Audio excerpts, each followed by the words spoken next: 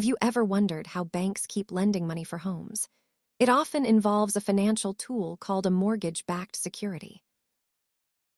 An MBS is a type of investment that represents a bundle of home loans packaged together and sold to investors.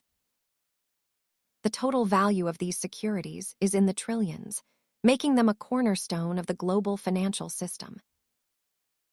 When homeowners make their monthly mortgage payments, that money is collected, processed, and passed along to the investors who hold the security. Unlike corporate bonds, which rely on a company's success, mortgage-backed securities rely on the underlying homeowners paying their debts. Cash flows can fluctuate because homeowners might pay off their mortgages early, which changes the timing of the returns for investors.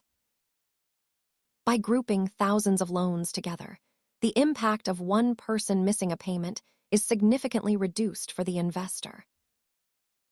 Understanding these instruments is key to seeing how housing and finance intersect.